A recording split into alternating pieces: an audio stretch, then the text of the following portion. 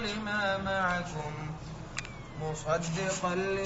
معكم من قبل أن نطمس وجوها فنردها على أدبارها أو نلعنهم كما لعنا أصحاب السبت وكان أمر الله مفعولا إن الله لا يغفر أن يشرك به ويغفر ما دون ذلك لمن يشاء ومن يشرك بالله فقد افترى إثما عظيما ألم تر إلى الذين يزكون أنفسهم بل الله يزكي من يشاء ولا يظلمون فتيلا انظر كيف يفترون على الله الكذب وكفى به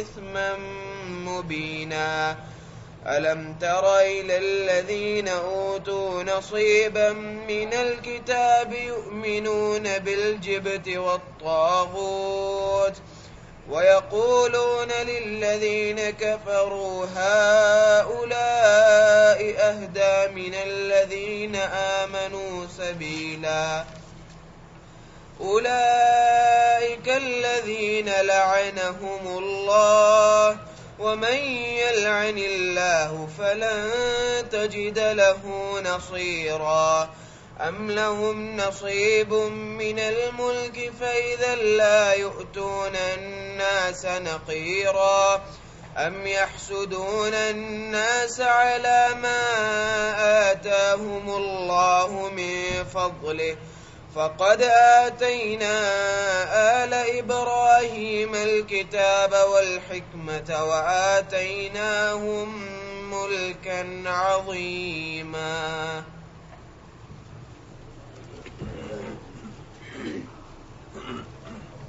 أعوذ بالله من الشيطان الرجيم بسم الله الرحمن الرحيم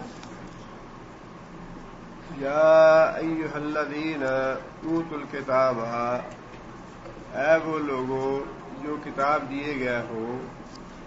پچھلی آیت میں بھی مخاطب تھے یہود و نصارہ اور اللہ تعالیٰ نے ان کی گستاخیوں اور ان کے جرائم کے بارے میں وضاحت فرمائی تھی کہ اہل کتاب جو ہیں وہ کس طرح اسلام کے لیے ان کے دلوں میں دشمنی ہے، رسول اکرم صلی اللہ علیہ وسلم کی کس طرح وہ گستاخی اور توہین کرتے ہیں. اس کے بعد پھر اللہ تعالیٰ نے اسی بات کو آگے بیان کرتے ہوئے یہ بات ارشاد فرمائی ہے کہ اے لوگوں جو کتاب دیے گیا ہو، مراد ہے یہود و نصارہ، آمنو ایمان لاؤ، بما نزلنا ساتھ اس چیز کے جو ہم نے نازل کی، مراد ہے قرآن مجید. اے اہل کتاب، اے یہود و نصارہ، ایمان لاؤ اس چیز پہ جو ہم نے نازل کی، یعنی تورات اور انجیل کے بعد. مصدقاً لما معکم، اور وہ جو ہم نے کتاب نازل کی ہے وہ تصدیق کرنے والی ہے اس چیز کی جو پہلے سے تمہارے پاس موجود ہے. مراد یہ ہے کہ قرآن مجید جو ہے یہ تورات کی اور انجیل کی تصدیق کرنے والا ہے. من قبل ایمان لے آؤ اس سے پہلے، ان نطمسا وجوہن، یہ کہ نطمسا ہم مٹا ڈالیں، ہم بگاڑ دیں، وجوہن چہرے، فنردھا علی ادبارہا، فنردھا اور ہم پلٹا دیں ان کو، رد کرنا، پلٹا دینا، علی ادبارہا ان کی پشت پر. مطلب یہ ہے کہ اگر تم ایمان نہیں لاؤ گے تو پھر تمہیں عذاب دیا جائے گا، تمہارے چہرے بگاڑ دیے جائیں گے، اور اس سے پہلے کہ اللہ کا عذاب آئے تمہیں اس کتاب پہ ایمان لے آنا چاہیے جو کتاب ہم نے نبی صلی اللہ علیہ وسلم پہ نازل کی ہے، اور نلعنہم، یا پھر ہم ان پہ لعنت کر دیں، کما جس طرح کے لعنا ہم نے لعنت کی اصحاب السبت سبت والوں پہ، ہفتہ والوں پہ، وکان امر اللہ مفعولا، اور اللہ تعالیٰ کا امر، اللہ تعالیٰ کا حکم یا اللہ تعالیٰ کی بات مفعولا، پوری ہو کے رہنے والی ہے۔ اس میں اللہ تعالیٰ نے تنبیہ کی ہے اہل کتاب کو کہ تمہیں نبی اکرم صلی اللہ علیہ وسلم پہ اور ان پہ جو نازل کی کتاب ہے اس پہ ایمان لے آنا چاہیے، ورنہ تمہارا حشر بھی وہی ہوگا جو اس سے پہلے بنی اسرائیل کا ہوا، جنہوں نے سبت کے معاملے میں اللہ کے حکم کی نافرمانی کی۔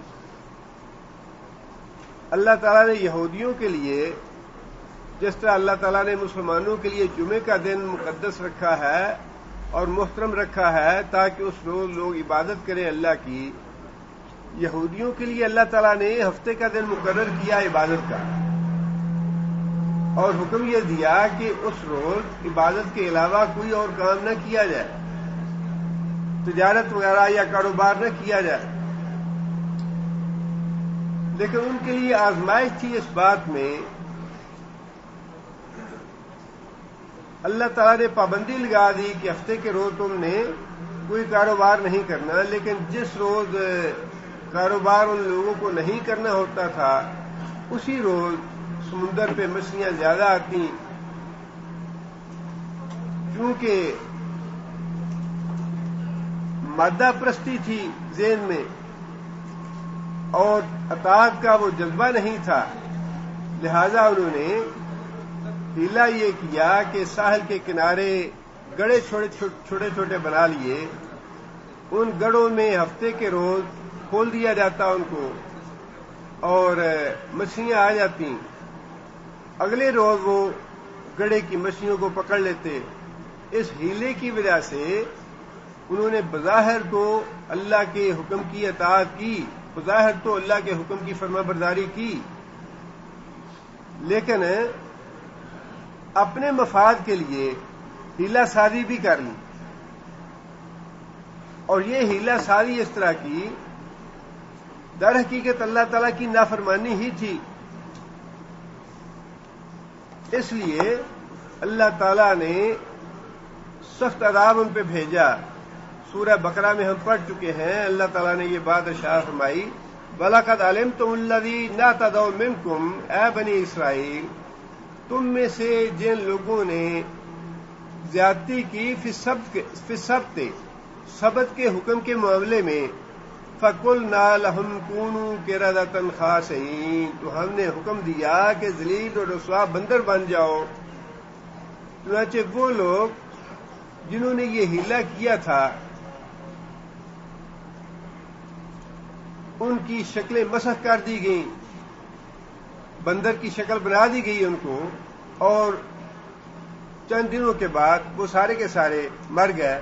اللہ تعالیٰ نے اسی کا حوالہ یہاں بھی دیا ہے۔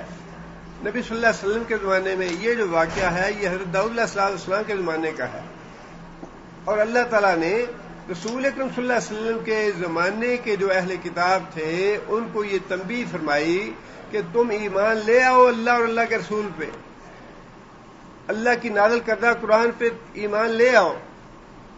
اگر ایمان نہیں لاؤ گے تو تمہارا اشر بھی ویسا ہی ہوگا جیسا سبت کے معاملے میں نافرمانی کرنے والوں کا ہوا تھا۔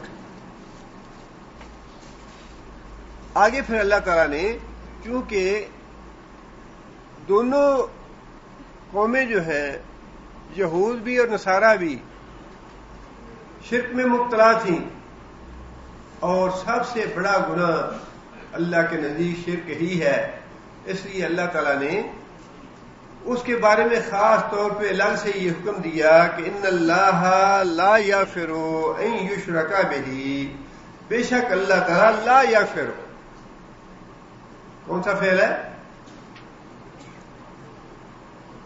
مضارع منفی ہے، لا یغفرو معاف نہیں کرے گا ان یشرک بہی کہ شرک کیا جائے اللہ کے ساتھ، ویغفرو اور اللہ معاف فرمائے گا ما دون ذالک شرک کے علاوہ جو بھی گناہ ہے، لمن یشاء واسطے اس کے جس کے چاہے۔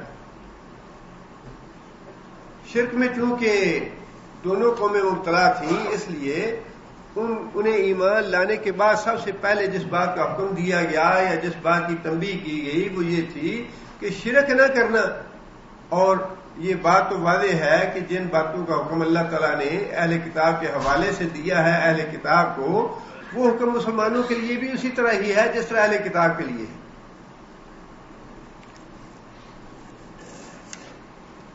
اللہ تعالیٰ نے فرمایا کہ اللہ تعالیٰ شرک کو تو ہرگز معاف نہیں کرے گا۔ اب اس معاملے میں تھوڑی سی یہ وضاحت انسان کے ذہن میں رہنی چاہیے، پیش نظر رہنی چاہیے کہ توحید کی آیات اور شرک کی آیات جتنے بھی مسلمان ہیں سارے کے سارے پڑھتے ہیں، ان کا تعلق کسی بھی مسلک سے ہو، کسی بھی جماعت سے ہو، کسی بھی گروہ سے ہو، اور شرک کی مذمت بھی سارے ہی کرتے ہیں، شرک کو برا بھی سارے ہی کہتے ہیں، اور یہ مسئلے بھی بیان کرتے ہیں کہ شرک کو اللہ معاف نہیں کرے گا۔ لیکن جب عمل کا وقت آتا ہے تو بہت سے ہیلے پیدا کر لیے جاتے ہیں یا چور راستے نکال لیے جاتے ہیں شرک کے، اور اس کے لیے پھر دلائل بھی دیے جاتے ہیں۔ اس لیے اصل جو چیز ہے وہ یہ ہے کہ انسان کو اس بات کا پتہ چلے کہ شرک ہے کیا اور کون سی بات شرک نہیں ہے۔ شرک کا معنی تو واضح ہے کہ کسی دوسرے کو اللہ کے ساتھ شریک کرنا۔ اللہ کی توحید جو ہے اس کو علماء نے 3 قسموں میں تقسیم کیا ہے کہ اللہ تعالیٰ کی ذات میں کسی کو شریک نہ کیا جائے۔ ذات سے مراد یہ ہے کہ لم یلد ولم یولد، اللہ کی ذات نہ کسی سے بنی ہے نہ اس سے کوئی بنا ہے، نہ تو اس کی ذات کا کوئی حصہ ہے، نہ اس کی اولاد ہے، نہ وہ کسی کا باپ ہے۔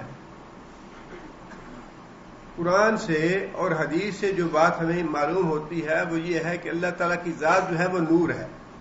لیکن نور کیسا ہے یہ بھی ہماری عقل سے ماورا ہے کہ وہ نور کیسا ہے، اس لیے کہ اللہ کے نور کو کسی نے دیکھا نہیں، نہ ہی کوئی دیکھ سکتا ہے اس دنیا میں۔ موسیٰ علیہ السلام نے دیکھنے کی تمنا کی، اللہ نے فرمایا کہ اچھا اگر تم یہ پہاڑ اگر تجلی برداشت کر لے گا تو تم دیکھ پاؤ گے، لیکن پہاڑ بھی ریزہ ریزہ ہو گیا، موسیٰ علیہ السلام بے ہوش ہو گئے۔ رسول اکرم صلی اللہ علیہ وسلم معراج کے موقع پہ آسمانوں پہ گئے، اللہ تعالیٰ سے گفتگو ہوئی، لیکن وہاں بھی نبی اکرم صلی اللہ علیہ وسلم نے اللہ تعالیٰ کو دیکھا نہیں۔ اللہ تعالیٰ کی زیارت جو ہے یہ بہت بڑی نعمت ہوگی قیامت کے دن اہل جنت کے لیے۔ اس دنیا میں اللہ تعالیٰ کی ذات کو دیکھنا یا اللہ تعالیٰ کی ذات کی زیارت کرنا یہ ممکن نہیں۔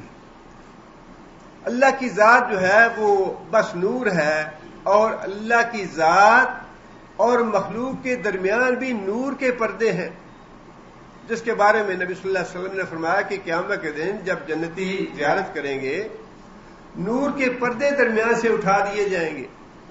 وہ پردے نور کے کیسے ہیں وہ بھی اللہ بہتر جانتا ہے، اللہ کی ذات نور کیسا ہے وہ بھی اللہ بہتر جانتا ہے۔ ان چیزوں کی کیفیت ہمیں معلوم نہیں ہے، لیکن ان پہ ایمان لانا جو ہے وہ واجب ہے۔ لہذا ذات کے معاملے میں یہ بات ذہن میں رہنی چاہیے کہ اللہ کے نور جیسا کوئی نور نہیں ہے، نہ ہی اللہ کے نور کا کوئی حصہ ہے۔ یہودیوں نے حضرت عزیر کو اللہ کا بیٹا کہا، عیسائیوں نے عیسیٰ علیہ السلام کو اللہ کا بیٹا کہا،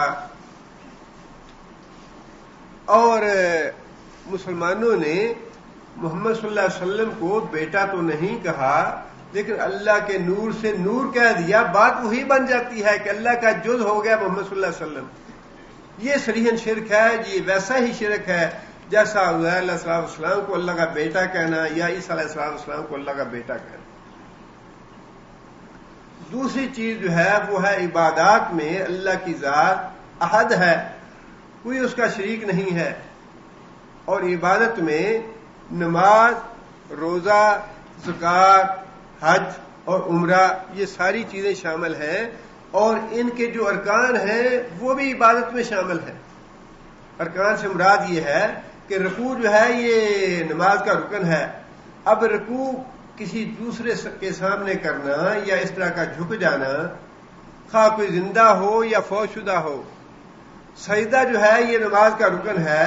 اب سجدہ کسی زندہ کے سامنے کرنا یا کسی مردہ کے سامنے کرنا، کسی قبر پہ یا خانقاہ پہ جا کے کرنا، ہاتھ باندھ کے کھڑا ہونا باادب خاموشی کے ساتھ، یہ نماز کا حصہ ہے، نماز کا رکن ہے. اس کو کسی دوسرے کے لائق سمجھنا یا کسی دوسرے کے سامنے اس طرح ساکت اور جامد ہو کے کھڑا ہو جانا ادب کے ساتھ ہاتھ باندھ کے، اس کی اجازت نہیں ہے.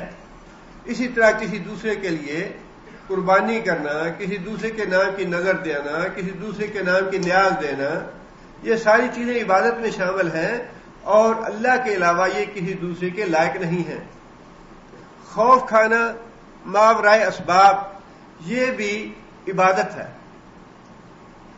اگر میں یہ کام نہیں کروں گا تو ہماری گائے مر جائے گی یا دودھ اس کا خشک ہو جائے گا، اگر میں نظر نیاز نہیں دوں گا، اگر یہ میں نے چڑھاوا نہ چڑھایا تو یہ ہو جائے گا. یہ خوف جو ہے یہ بھی عبادت ہے، اور یہ خوف بھی صرف اللہ کی ذات کے لیے ہے. اللہ کے علاوہ کسی دوسرے سے ایسا خوف جو ہے وہ بھی شرک ہے. اسی طرح اللہ کو راضی کرنا، اللہ کو خوش کرنا یہ بھی عبادت ہے.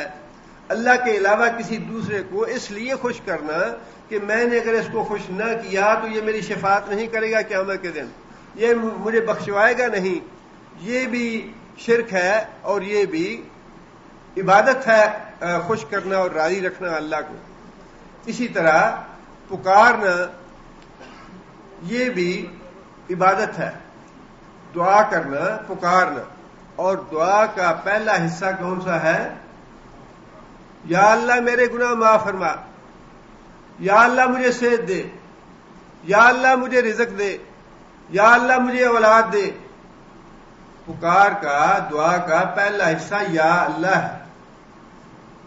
اور اگر یا اللہ کی بجائے یا عبد القادر جیلانی کہا جائے، یا علی کہا جائے، یا حسین کہا جائے، یا کسی بھی یا کہہ کے کسی کا نام لیا جائے تو وہ عبادت ہوگی. اس لیے کہ محض یا کے ساتھ کسی کو پکارنا یہ تو کوئی مہمل بات ہے. اس کا مطلب ہی یہ ہے کہ انسان اس سے کوئی اپنی حاجت طلب کرنا چاہتا ہے، کوئی اپنی مشکل حل کروانا چاہتا ہے. اس لیے پکار اور دعا یہ بھی عبادت ہے، اور یہ بھی صرف اللہ کے لیے ہے. نہ یہ محمد صلی اللہ علیہ وسلم کے لیے جائز ہے، نہ یہ حضرت علی کے لیے جائز ہے، نہ یہ عبد القادر جیلانی رحمۃ اللہ علیہ کے لیے جائز ہے، نہ ہی کسی دوسرے کے لیے. البتہ زندہ کے لیے کہہ سکتے ہیں، زندہ جو سامنے موجود ہو، زندہ جو سامنے موجود ہو. اللہ تعالیٰ کو یا اس لیے ہم کہتے ہیں کہ ہمارا عقیدہ ہے کہ اللہ تعالیٰ یہاں موجود ہے اپنے علم اور اختیار کے ساتھ. اور جو آدمی عبد القادر جیلانی کو یا کر کے پکارتا ہے وہ یہ عقیدہ رکھتا ہے کہ وہ میری بات سنتے ہیں، وہ مجھے دیکھ رہے ہیں یا میرے دل کے حالات سے واقف ہیں. اس لیے یہ صریحاً شرک ہے. اور پھر عبادت کے علاوہ تیسری چیز ہے اللہ تعالیٰ کی صفات. اللہ تعالیٰ کی صفات میں بھی کسی کو شریک کرنا وہ بھی شرک ہے. اور صفات میں سے سب سے بڑی چیز جو ہمارے ذہن میں رہنی چاہیے وہ ہے تصرف.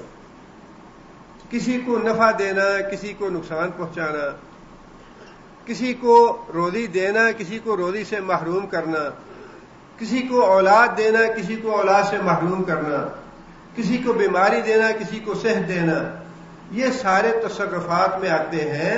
اور یہ صرف اللہ تعالیٰ کی صفات ہے کہ اللہ تعالیٰ مالک ہے، رازق بھی ہے، خالق بھی ہے، اللہ کے علاوہ کوئی پیدا کرنے والا نہیں ہے، وہ جس کو چاہتا ہے لڑکے دیتا ہے، جسے چاہتا ہے لڑکیاں دیتا ہے، جسے چاہتا ہے ملے جلے دیتا ہے، اور جسے چاہتا ہے کچھ بھی نہیں دیتا۔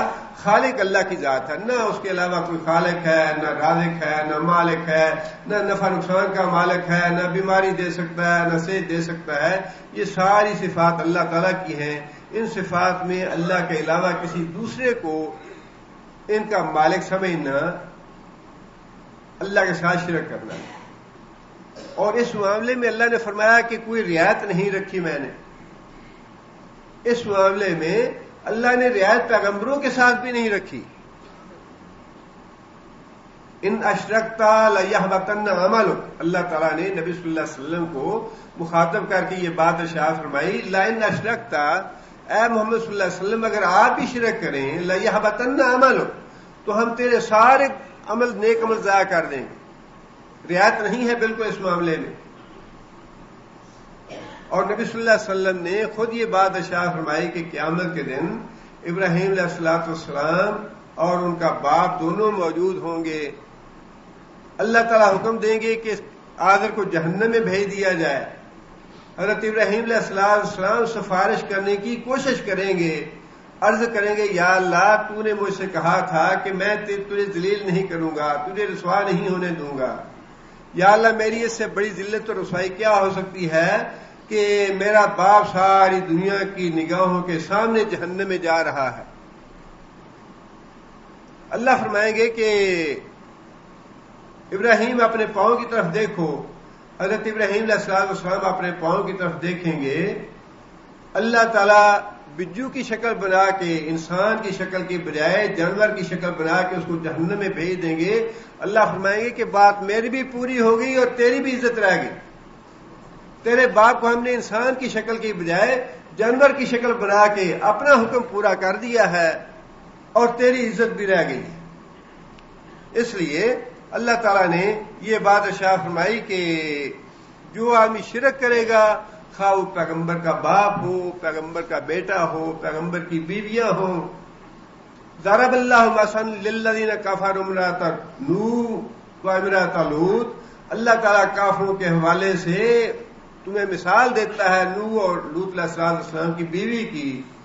خانتاہما، ان دونوں نے ایمان کے معاملے میں خیانت کی۔ نوح علیہ السلام کی بیوی ایمان نہیں لائی، شرک کرتی رہی۔ لوط علیہ السلام کی بیوی ایمان نہیں لائی، مشرکوں کے ساتھ ملی رہی۔ اللہ فرماتے ہیں کہ لم یغنیا عنہما من اللہ شیئا وقیل ادخلا النار مع الداخلین، پیغمبر بھی ان کے کسی کام نہ آئے۔ وقیل ادخلا النار مع الداخلین، اور انہیں بھی کہہ دیا گیا کہ جہنم میں جانے والوں کے ساتھ تم بھی جہنم میں جاؤ۔ اس لیے شرک کے معاملے میں اللہ تعالیٰ نے واضح فرما دیا کہ اے اہل کتاب ایمان لاؤ اللہ اور اللہ کے رسول پہ، اور اس قرآن پہ جو تصدیق کرنے والی ہے تورات کی اور انجیل کی، اور شرک سے باز رہو۔ جو آدمی شرک کرے گا اللہ اس کو قطعاً معاف نہیں کرے گا۔ اگلی بات اللہ نے یہ فرمائی وَيَغْفِرُ مَا دُونَ ذَلِكَ لِمَن يَشَاءُ، اس کے علاوہ جو باقی گناہ ہیں ان کے بارے میں اللہ فرماتے ہیں جس کی میں چاہوں گا گناہ معاف کروں گا، جس سے چاہوں گا مواخذہ کروں گا۔ اس سے ایک تو یہ بات واضح رہنی چاہیے کہ اس کا مطلب یہ ہرگز نہ لیں اچھا جی شرک تو نہیں کرتے، اب باقی گناہ جتنے مرضی کرتے رہو، اس کا یہ مطلب ہرگز نہیں ہے کہ اگر کوئی آدمی شرک نہیں کرتا، شرک سے بچا ہوا ہے، اس کا عقیدہ شرک سے پاک ہے، اب وہ یہ سمجھ لے کہ ٹھیک ہے جی باقی تو اللہ نے فرما دیا کہ میں معاف کر دوں گا جس کے چاہوں گا، لہذا آپ جو مرضی کرتے رہو۔ یہ اس آیت کا ہرگز مطلب نہیں ہے۔ اس کا مطلب صرف اتنا ہے کہ انسان کے سارے گناہ باقی جو ہے وہ اگر ایک پرڑے میں ڈال دیے جائیں اور دوسری طرف شرک جو ہے دوسرے پرڑے میں ڈال دیا جائے تو شرک جو ہے وہ سارے گناہوں سے بوجھل ہو جائے گا۔ سب سے بڑا گناہ ہے شرک۔ لیکن اس کا مطلب یہ نہیں ہے کہ شرک اگر آدمی نہیں کرتا تو اس کے بعد جو مرضی کرتا رہے، یہ مرضی کرنے والی بات نہیں ہے۔ اللہ تعالیٰ نے سورہ طٰہٰ میں اس کی وضاحت بھی فرمائی ہے، انی لغفار لمن تاب وآمن وعمل صالحا ثم اہتدی، میں بڑا بخشنہار ہوں، میں گناہ معاف کرتا ہوں، لمن تابا، اس آدمی کو جو توبہ کرتا رہے، جب بھی گناہ ہو جائے فوراً توبہ کرے۔ اس کا مطلب یہ ہے کہ اس سے گناہ کی اجازت یا چھٹی نہیں دی گئی اس آیت سے۔ اس آیت میں تو صرف اتنی بات بتائی گئی ہے کہ گناہوں کے مختلف رتبے ہیں، مختلف مرتبے ہیں، اور سب سے بڑا گناہ جو ہے وہ شرک ہے، اور شرک ایسا گناہ ہے جو کبھی معاف نہیں ہوتا۔ کبھی معاف نہ ہونے کا مطلب کیا ہے؟ دنیا میں معاف ہوتا ہے وہ، آخرت میں جب انسان شرک کی حالت میں مر جائے، توبہ کیے بغیر مر جائے، تو پھر آخرت میں معافی نہیں ہے۔ کہیں یہ نہ سمجھے کہ جو آدمی شرک کر رہا ہے، آپ نے اس کو بتایا کہ بھئی یہ شرک ہے، یہ توحید ہے اور شرک چھوڑنا چاہیے، اور اب وہ توبہ کرنا چاہتا ہے تو توبہ اس کی قبول نہیں ہے۔ اس دنیا میں توبہ قبول ہے مشرک کی، مرنے سے پہلے توبہ قبول کرتے ہیں اللہ کی، اور شرک کی معافی ہے اس دنیا میں۔ لیکن جب انسان شرک کرتے کرتے مر جائے، اس دنیا میں چلا جائے اگلی دنیا میں، تو یہ جو بات اللہ نے فرمائی کہ معاف نہیں کروں گا، وہ اگلی دنیا کی بات ہے کہ اگلی دنیا میں شرک معاف نہیں ہوگا اگر کوئی کرتا کرتا مر گیا۔ لیکن اس دنیا میں اگر ایک آدمی ساری زندگی بھی شرک کرتا رہا ہے، ہندو ہے، سکھ ہے، بت پرست ہے، کوئی بھی ہے، اس دنیا میں اس کو ہدایت مل گئی اور اس نے توبہ کی، تو اس دنیا میں توبہ قبول ہے مشرک کی۔ اگلے جہاں جا کے، یعنی جب انسان کے عمل کا وقت ختم ہو جائے گا تو پھر اس کی معافی نہیں ہے۔ اور باقی جو گناہ ہیں ان کے بارے میں بھی اللہ تعالیٰ نے یہ بات ارشاد فرمائی کہ میں معاف ان لوگوں کے کرتا ہوں جو مجھ سے معافی مانگنے والے ہیں۔ انی لغفار لمن تابا، جو آدمی مجھ سے معافی مانگے میں اس کے لیے بڑا بخشنہار ہوں، اور جو اکڑھا بنا پھرتا رہے تو اللہ تعالیٰ نے یہ بات ارشاد فرمائی، نبی صلی اللہ علیہ وسلم نے، اللہ یہ بات ارشاد فرماتے ہیں، یا عبادی، اے میرے بندو، تم سارے کے سارے اگر بڑے متقی، بڑے نیک اور بڑے پرہیز بن جاؤ، تمہارے پہلے بھی اور پچھلے بھی، پہلے دن سے لے کر قیامت کے دن تک ساری مخلوق بڑی نیک اور متقی بن جائے، تو اللہ فرماتے ہیں کہ تمہارے نیک اعمال کا مجھے کچھ بھی فائدہ نہیں، میری سلطنت میں تم ذرہ برابر اضافہ نہیں کر سکتے، مجھے کچھ پرواہ نہیں تمہاری نیکیوں کی۔ اور اگر تم سارے کے سارے اگلے بھی اور پچھلے بھی، روز اول سے لے کر روز آخر تک، جن بھی اور انسان بھی، سارے کے سارے فاسق بن جائے، فاجر بن جائے، تو اللہ فرماتے ہیں کہ میرا ذرہ برابر تم نقصان نہیں کر سکتے، نہ تم میرا کوئی فائدہ کر سکتے ہو نہ نقصان کر سکتے ہو، میری سلطنت میں کمی بیشی نہیں ہو سکتی۔ اور آخر میں فرمایا کہ اے میرے بندو، قیامت کے دن جو آدمی اپنی نیکیوں کی وجہ سے خیر اور بھلائی پاتا ہے تو وہ اللہ کی حمد و ثنا کرے، اللہ کا شکر ادا کرے، اور جو آدمی اپنے نامہ اعمال میں خیر اور بھلائی نہیں پاتا، اللہ فرماتے ہیں وہ اپنی جان کو ملامت کرے، اپنی ذات کو ملامت کرے، اس لیے کہ تمہاری نیکی اور برائیوں کا اللہ کو نہ فائدہ ہے نہ نقصان ہے۔ نیکی جو کرے گا اس کو خود اپنا فائدہ ہے، اور جو برائی کرے گا اس کو خود اس کا نقصان ہے۔ اس لیے اللہ تعالیٰ نے جو وعدہ فرمایا ہے معافی دینے کا، وہ ہے مشروط اس بات کے ساتھ کہ جو معافی مانگے مجھ سے اس کے لیے ہے معافی۔ اللہ کو پتا ہوگا قیامت کے دن کہ کون آدمی مجھ سے ڈرنے والا ہے، کس آدمی سے کوتاہی اور لغزش ہوئی، اور کون آدمی ضد سے، ہٹ درمی سے، سرکشی سے گناہ کرتا رہا، بے خوف ہو کے گناہ کرتا رہا۔ جو بے خوف ہو کے گناہ کرے گا اللہ اس کے گناہ معاف نہیں کریں گے، اور جو ڈر کے کرتا رہا، بار بار اللہ سے معافی مانگتا رہا۔ اللہ کے رسول فرماتے ہیں کہ جب انسان یہ کہتا ہے یا ربی، اے میرے رب، اذنب تو مجھ سے گناہ ہو گیا، فاغفر لی، یا اللہ مجھے معاف کر دے، فرمایا کہ اللہ فرماتے ہیں کہ میرے بندے کو پتا ہے کہ میرا رب ہے جو گناہوں پہ پکڑتا بھی ہے معاف بھی کرتا ہے. اللہ فرماتے ہیں بندے میں نے تیرے گناہ معاف کیے. پھر گناہ ہوتا ہے, پھر بندہ اللہ سے توبہ استغفار کرتا ہے, یا اللہ مجھ سے گناہ ہو گیا مجھے معاف کر دے. اللہ پھر اس کا گناہ معاف کرتے ہیں. اللہ فرماتے ہیں, نبی صلی اللہ علیہ وسلم نے فرمایا کہ اللہ فرماتا ہے کہ اے میرے بندے تو جس طرح کر رہا ہے گناہ کرتا رہو, معافی مانگتا رہو, جب تک گناہ کر کے معافی مانگتے رہو گے میں معاف کرتا رہوں. یہ ہے مطلب اس کا کہ اس کے علاوہ جو گناہ ہیں ان میں سے جس کے میں چاہوں گا معاف کر دوں گا, جس کے چاہوں گا نہیں کروں گا. جو چاہوں گا معاف کروں گا, جو چاہوں گا نہیں کروں گا. یہ ہے مطلب اس کا. کہیں یہ نہ سمجھ لیں کہ ٹھیک ہے شرک تو نہیں کیا, اب اس کے بعد جو مرضی کرتے رہو اللہ معافی کرے گا. اللہ پابند نہیں ہے معاف کرنے کا. اللہ دیکھے گا کون سا آدمی مجھ سے ڈرتا رہا, کون سا آدمی مجھ سے خوف کھاتا رہا. فرمایا کہ اللہ کی رحمت کی تو کوئی حد نہیں ہے. اس دنیا میں فرمایا کہ جس آدمی کی آنکھ سے اللہ کے ڈر سے ایک آنسو بھی نکلا ہے اللہ اس کو بھی معاف کر دیں گے. فرمایا کہ قیامت کے دن اللہ تعالیٰ فرشتوں سے پوچھیں گے کہ دیکھو اس کے نامہ اعمال میں کوئی ایسی چیز بھی ہے کہ اس آدمی نے کبھی میرے ڈر سے اور میرے خوف سے آنکھ سے آنسو نکلا ہو. میرے ڈر سے اور میری خوف سے اگر ایک آنسو بھی نکلا ہے اس کا تو اس کو بھی معاف کر. تو یہ ہے یغفر لمن یشاء کہ شرک کے علاوہ اللہ تعالیٰ انسان کے جتنے بھی چاہیں گے گناہ معاف کر دیں گے. اللہ تعالیٰ کا قانون جو ہے وہ باقی ساری چیزیں بھی پیش نظر رکھنی چاہیے. قانون یہی ہے کہ جو اللہ سے ڈرتا رہے, توبہ استغفار کرتا رہے, اس کے اللہ گناہ معاف کرتے ہیں. اور جو باغی بن کے رہے, سرکش بن کے رہے, ضد پہ اڑا رہے اور ہر درم بنا رہے, اللہ تعالیٰ کا قانون نہیں ہے کہ اللہ اس کو معاف کرے. جو بھی اللہ کے دروازے پہ آئے گا اللہ اس کو محروم نہیں کرے. آگے اللہ فرماتے ہیں فقد افترى ومن یشرک باللہ, اور جو آدمی شرک کرتا ہے اللہ سے, فقد افترى اسما عظیما, اس نے بہت ہی بڑا گناہ کمایا, بہت بڑا جھوٹ ہے جو اس نے اللہ کے نام منسوب کیا.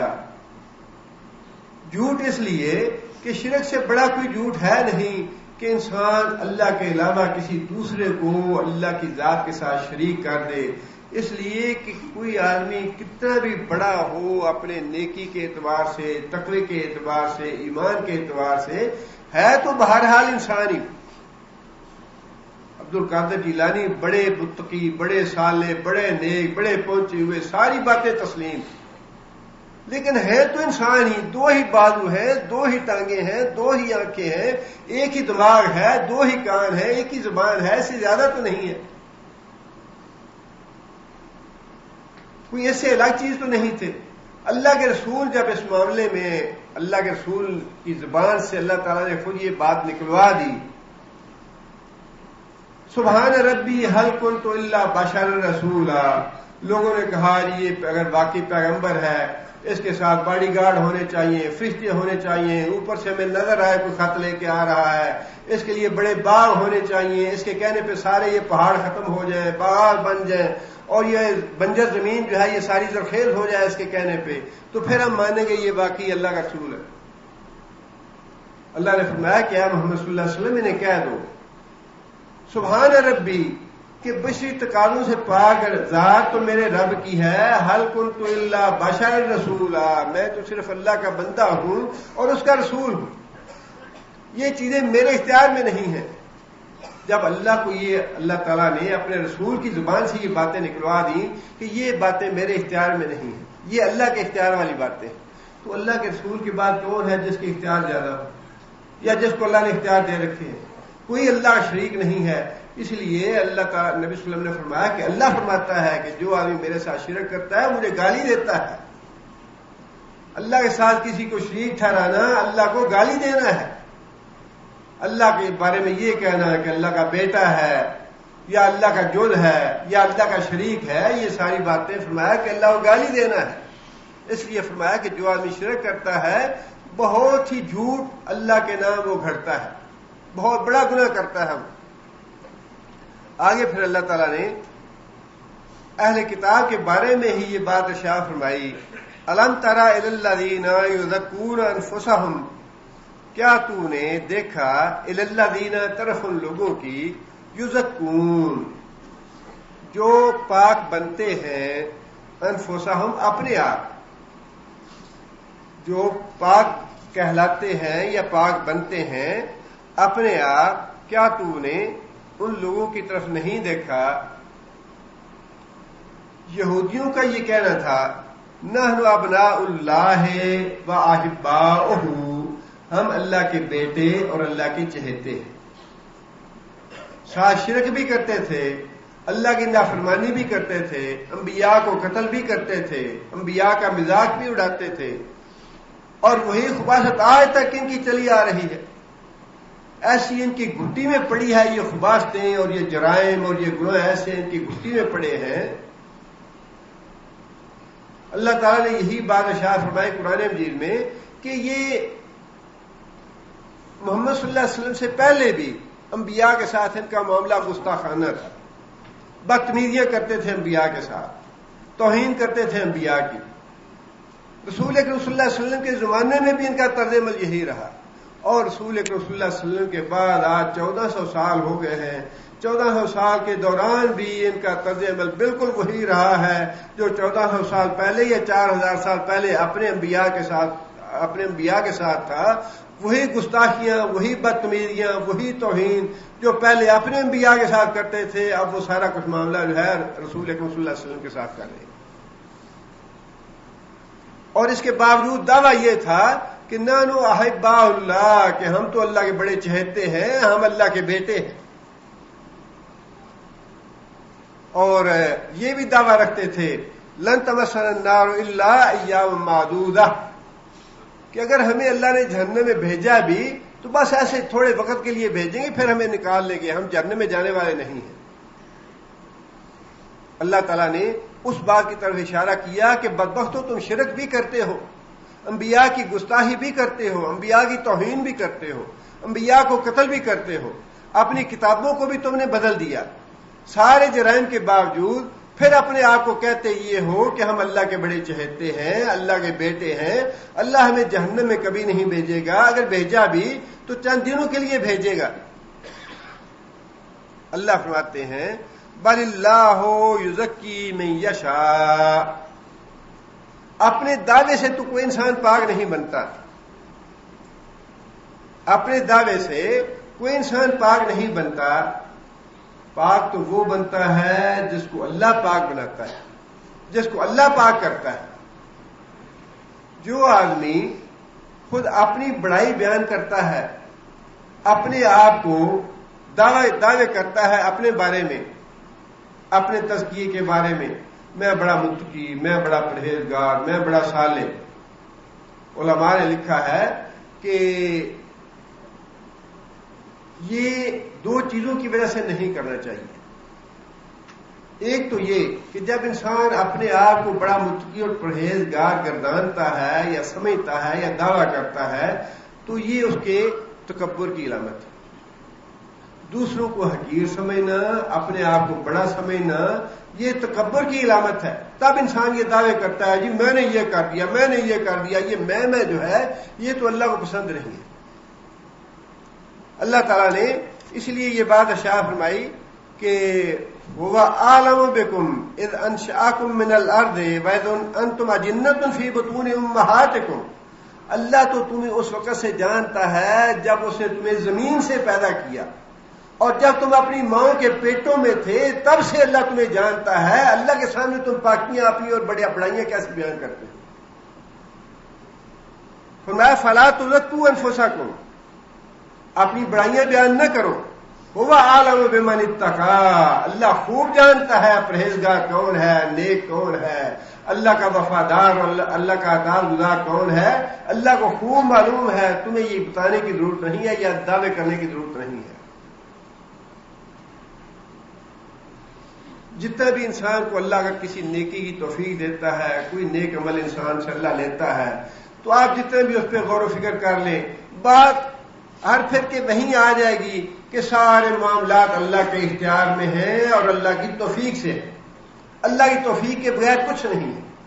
جو بھی انسان جتنی بھی بڑی سے بڑی کسی نے خدمت کی ہے دین کی، اللہ کے رسول نے بھی جب یہ فرما دیا کہ اللہ نے مجھ پہ احسان کیا کہ ہاشمی خاندان کو منتخب کیا، ہاشمی خاندان سے فلاں کو منتخب کیا، اور پھر مجھے اللہ نے منتخب کیا، یہ اللہ نے احسان کیا، اللہ نے رحمت کی مجھے. صحت اللہ نے دی ہے، وسائل اللہ نے دیے، وقت اللہ نے دی، آنکھیں اللہ نے دی، دماغ اللہ نے دیا، دل اللہ نے دیا، ہاتھ اور پاؤں اللہ نے دیے. اگر ان ہاتھ پاؤں کو استعمال کر کے، ان آنکھوں کو استعمال کر کے، اس دماغ کو استعمال کر کے اگر کوئی اللہ تعالیٰ انسان سے نیک عمل کروا لیتے ہیں، نیک عمل کی توفیق دے لیتے ہیں، تو یہ تو سراسر اللہ کا احسان ہے. انسان کی اپنی بڑائی اور اپنی اس میں کمائی کیا ہے؟ یہ تو شیطانی دھوکہ اور شیطانی فریب ہے کہ انسان اپنے آپ کو بڑا بنانے کی کوشش کرے کہ میں نے یہ کام کیا، یا مجھ سے یہ ہوا، یا میرا یہ کام ہے. اس سے بڑا شیطانی دھوکہ اور شیطانی وسوسہ اور نہیں ہے. سارے معاملات حدیث میں آتا ہے واقعہ ایک آدمی کا قیامت کے دن ہے.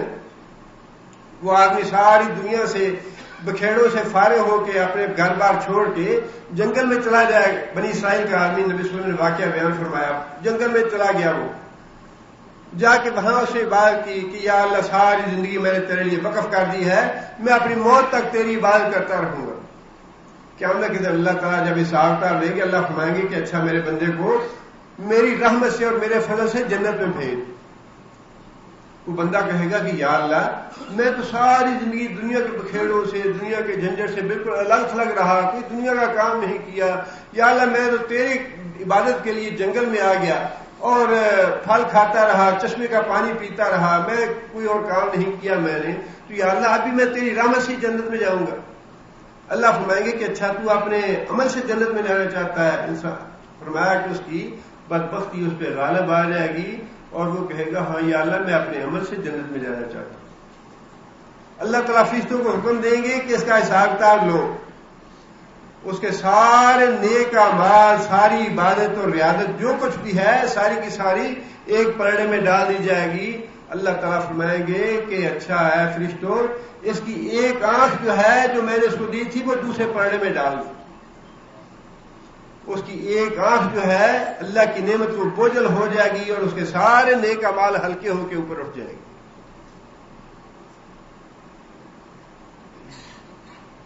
اب آپ اندازہ لگائیے کہ انسان جو یہ دعوے کرتا ہے، اپنی بڑائیاں بیان کرتا ہے، یہ کس کام کی؟ سوائے حماقت کے اور بیوقوفی کے کچھ بھی نہیں ہے. اگر اللہ تعالیٰ نے صحت دے دی، اگر اللہ نے دماغ دے دیا، اگر اللہ نے صلاحیتیں دے دی، اگر اللہ نے وسائل دے دیے، تو یہ ساری توفیق اللہ کی ہے. یہ عمر اللہ نے دے دی، یہ وقت اللہ نے دے دیا، یہ اسباب اللہ نے بنا دیے، یہ سوچ اللہ نے دے دی، یہ فکر اللہ نے دے دی. سارے احسانات تو اللہ تعالیٰ کے ہیں. انسان تو اپنی ذات میں صفر ہے، کچھ بھی نہیں ہے. اپنی ذات میں کچھ بھی نہیں ہے انسان. اس لیے اللہ تعالیٰ نے حکم تو یہ دیا اہل کتاب کو، لیکن حکم عام ہے کہ کوئی کسی گھمنڈ میں نہ رہے کہ ہم تو سادات خاندان سے تعلق رکھتے ہیں، بڑی اونچی ذات ہے، قیامت کے دن ہمیں کوئی نہیں پوچھے گا. یہ سادات ودات کچھ نہیں ہے. حضرت نوح علیہ السلام سے کے بیٹے سے بڑا سید زیادہ کوئی نہیں تھا. لوط علیہ السلام کی بیوی سید خاندان سے تھی. نوح علیہ السلام کی بیوی اور ابراہیم علیہ السلام کا باپ، یہ سارے سیدوں کے خاندان سے تھے. ان سے بڑا سید کوئی نہیں ہے دنیا میں.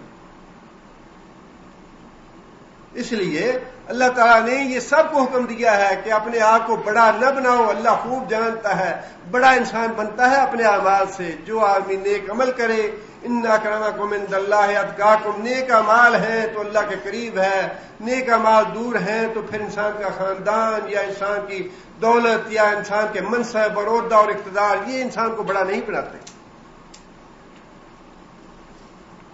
آگے اللہ فرماتے ہیں کہ اللہ جس کو چاہتا ہے پاک کرتا ہے، جس کو چاہتا کا مطلب یہ نہیں ہے کہ اللہ تعالیٰ کا چاہنا جو ہے وہ خدا خواستہ کوئی اندھا قانون ہے کہ ادھر والے جو ہیں وہ جنت میں اور ادھر والے جہنم میں. ایسا اللہ کا چاہنا نہیں ہے. اللہ کے چاہنے سے مراد یہ ہے کہ اللہ تعالیٰ جس کو مناسب سمجھتے ہیں اس کو اللہ پاک کرتے ہیں. اللہ جس کو مناسب سمجھتے ہیں کہ یہ آدمی بدبخت ہے، یہ آدمی سرکش ہے، یہ باغی ہے، اس کو پاک نہیں کرنا چاہیے، اللہ اس کو پاک نہیں کرتا.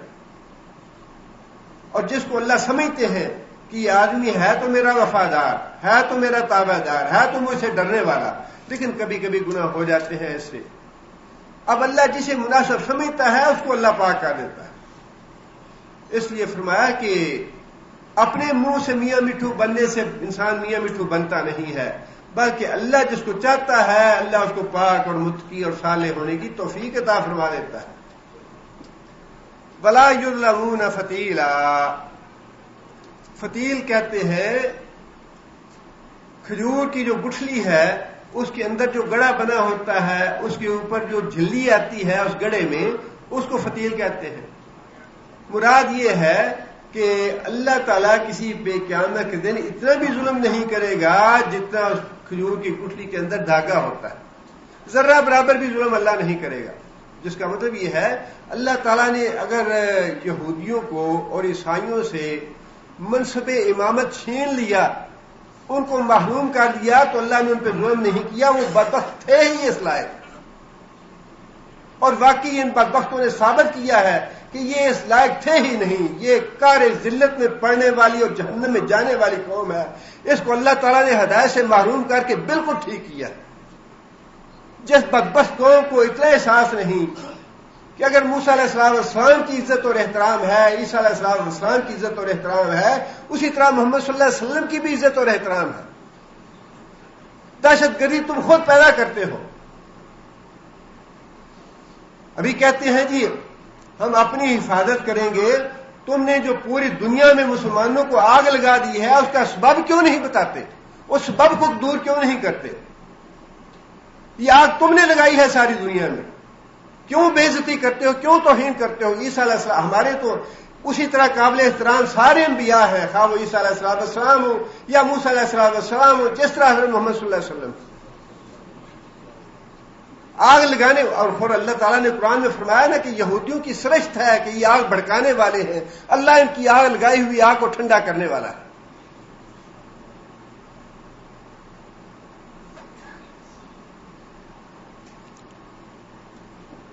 اللہ فرماتے ہیں کہ میں کسی پہ ظلم نہیں کرتا، جس کو چاہتا ہوں اس کو پاک کرتا ہوں، جس کو مناسب سمجھتا ہوں اس کو پاک کرتا ہوں، اور جس کو سمجھتا ہوں مناسب سمجھتا ہوں اس کو پلیت اور خبیث ہی رہنے دیتا ہوں. یہ قوم ہے ہی پلیت اور خبیث، اپنی فطرت کے اعتبار سے پلیت اور خبیث. اس لیے اللہ نے فرمایا کہ میں نے ظلم نہیں کیا تم سے امامت چھین کے. جو امت محمدیہ کو امامت دے دی اللہ تعالیٰ نے قیامت تک کے لیے، اللہ نے یہ ظلم نہیں کیا. یہ ظلم ان لوگوں نے، بدبختوں نے خود اپنے آپ پہ کیا ہے، اور یہ واقعی ظلم کرنے والے ہیں، اور یہ اس لائق تھے ہی نہیں کہ ان کو امامت دی جاتی قیامت تک کے لیے پوری دنیا کی. آگے اللہ فرماتے ہیں انظر کیف یفترون علی اللہ الکذب، جھوٹ بولنے میں تو ان کو کوئی ندامت ہے نہیں. یہود و نصارہ کو اللہ کے بارے میں جھوٹ بولتے ہیں. یہ جو باتیں انہوں نے کہی نا کہ ہم اللہ کے چہیتے ہیں، ہم اللہ کے بیٹے ہیں، ان کی طرف اشارہ ہے کہ اے لوگو، اے محمد صلی اللہ علیہ وسلم، آپ ذرا غور کریں کیف یفترون، کس طرح یہ جھوٹ باندھتے ہیں علی اللہ، اوپر اللہ کے کذب، جھوٹ باندھنا. کیا اللہ نے کہا کہ تم میرے چہیتے ہو؟ کیا اللہ نے کہا تم میرے بیٹے ہو؟ کیا اللہ نے کہا کہ تم جہنم میں نہیں جاؤ گے؟ کیا اللہ نے تم سے وعدہ کر رکھا ہے کہ جہنم میں چند دن کے لیے جاؤ گے پھر تمہیں نکال لوں گا؟ اللہ نے تو کوئی یہ بات نہیں کہی. اللہ فرماتے ہیں کہ ان جھوٹے اور کذاب لوگوں کو دیکھو کہ کس طرح کے یہ جھوٹ اللہ کی طرف منسوب کرتے ہیں. بکفا بہی اسم مبینہ، اور اللہ فرماتے ہیں کہ ان کے یہ جھوٹ گڑنا اللہ کے نام، یہی بہت بڑا گناہ ہے ان کے گناہ گار بننے کے لیے. بہت بڑا گناہ ہے جھوٹ گڑنا اللہ کے نام. اللہ اور اللہ کے رسول کے نام جھوٹ گڑنا، اللہ کے رسول کے نام جھوٹی بات منسوب کرنا. من کذب علی متعمدا فلیتبوأ مقعدہ من النار، اللہ کے رسول نے خود یہ بات ارشاد فرمائی، جو آدمی میری طرف جھوٹی بات منسوب کرے وہ جہنم میں اپنی جگہ بنا لے. اور اللہ کی طرف جھوٹی بات منسوخ کرنا تو اس سے بھی بڑا گناہ ہے. خواہ وہ بات اللہ کے نام جھوٹی گڑی جائے یا محمد صلی اللہ علیہ وسلم کے نام جھوٹی گڑی جائے، دونوں کے نتیجے میں جہنم ہی جہنم ہے. اور جھوٹ تو ایسا گناہ ہے جس کے بارے میں عام آدمی کے لیے بھی اللہ کے رسول نے یہ بات ارشاد فرمائی. جھوٹ انسان کو برائی کی طرف لے کے جانے والا ہے اور برائی انسان کو جہنم کی طرف لے جانے والی ہے. جس کا مطلب یہ ہے جب انسان جھوٹ پہ جھوٹ بولتا چلا جاتا ہے، جھوٹ پہ جھوٹ بولتا چلا جاتا ہے، تو گویا کہ وہ جہنم کی راہ پہ پڑ گیا. جس آدمی کو جھوٹ بولنے کی عادت پڑ گئی گویا وہ جہنم کی راہ پہ پڑ گیا. اور فرمایا کہ سچائی انسان کو نیکی کی طرف لے کے جانے والی ہے اور نیکی انسان کو جنت کی طرف لے کے جانے والی ہے.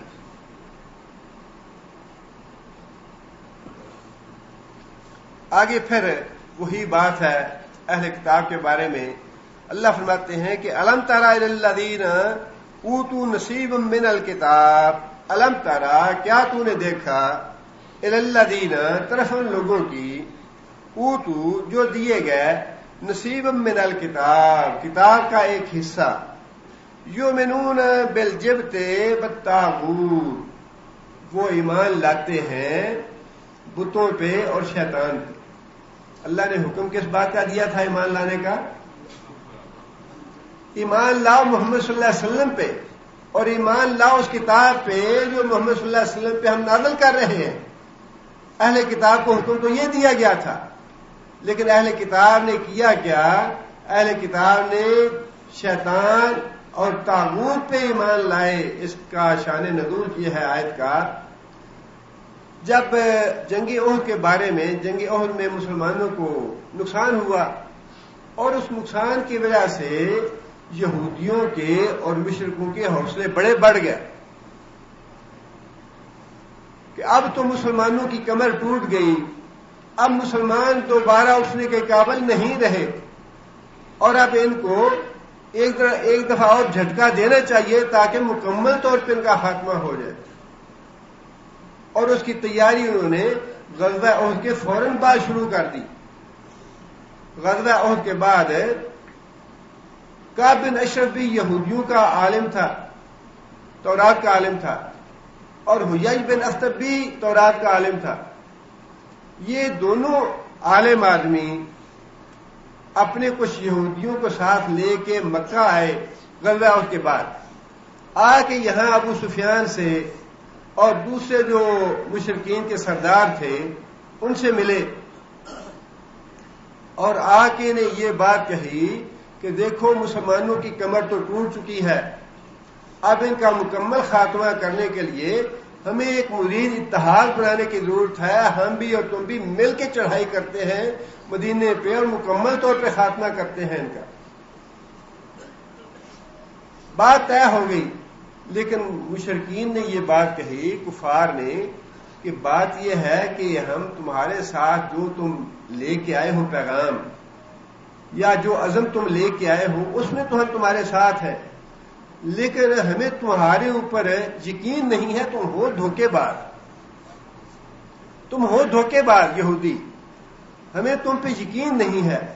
ہاں ایک صورت ہے ہمارے یقین کی کہ ہمیں سے تم پہ اعتماد کر لیں، اور وہ یہ صورت ہے کہ تم ہمارے بتوں کیوں سجدہ کرو.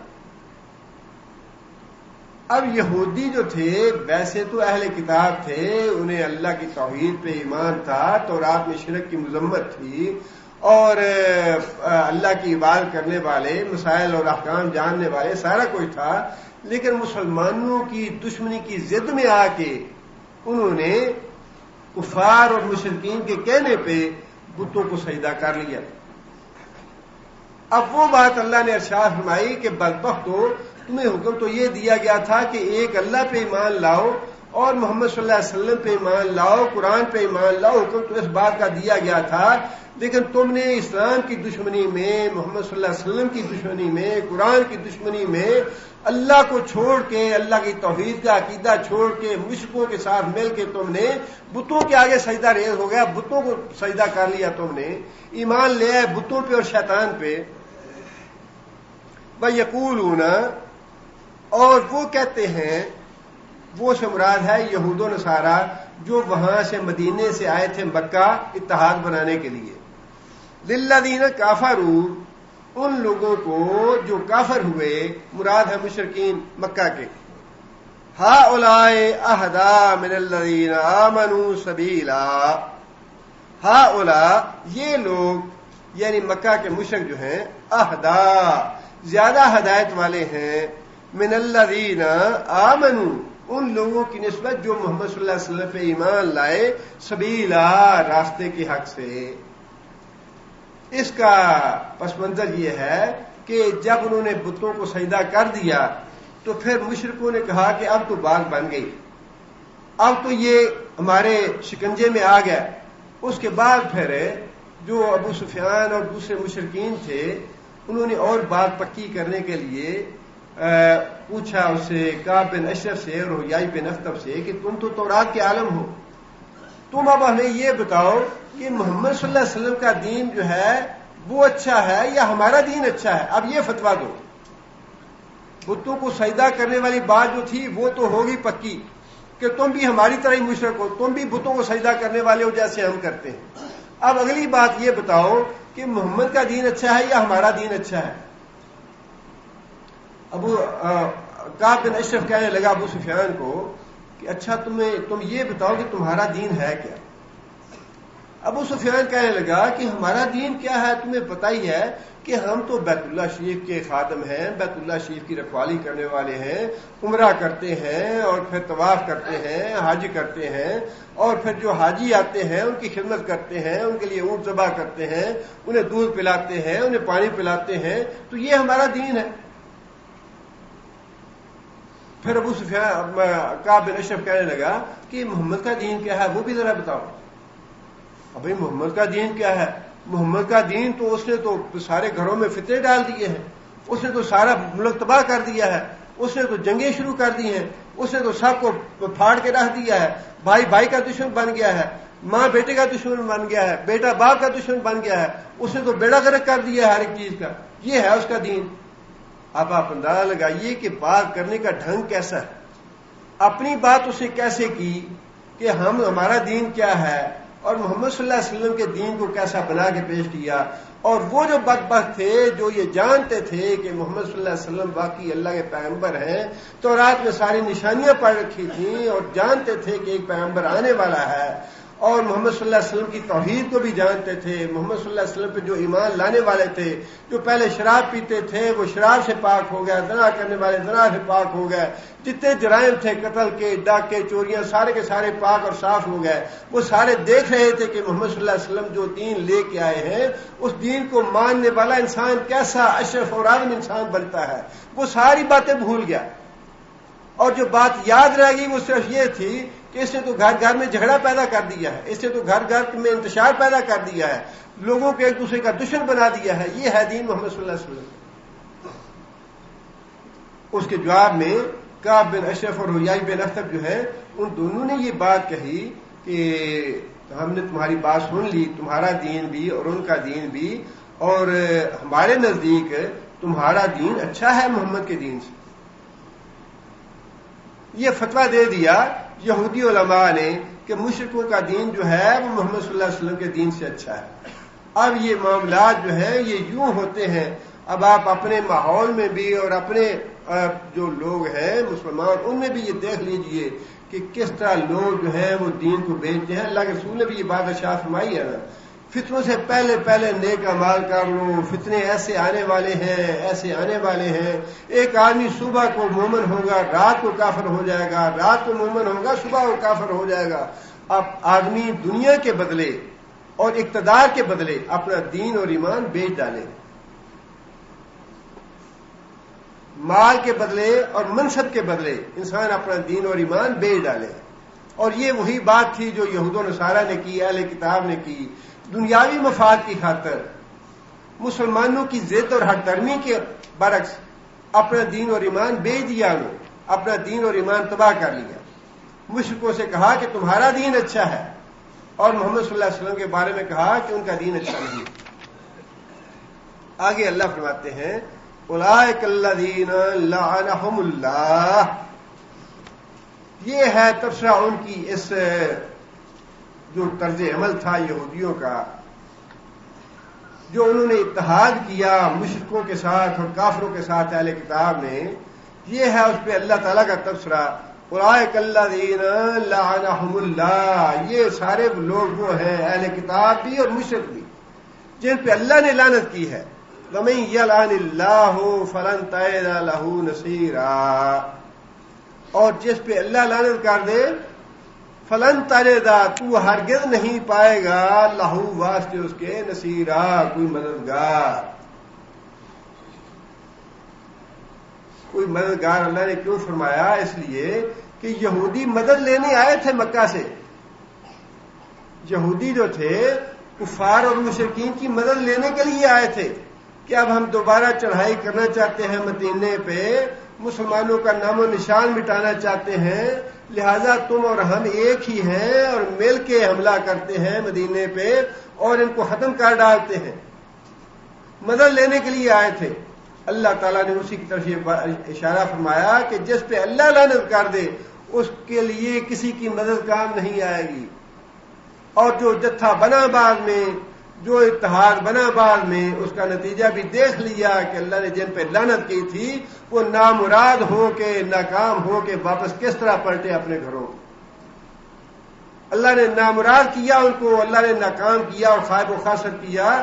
اور یہ ہمارا ایمان ہے کہ یہ یہود و نصارہ جو آج مغرب کہلاتا ہے یا جو بھی کہلاتا ہے، یہ وہی ہے جن پہ اللہ نے لعنت کی ہے، اور اللہ کے فضل و کرم سے ویسے ہی ناکام اور نامراد ہوں گے جیسے اللہ کے رسول کے زمانے میں ہوئے تھے انشاءاللہ.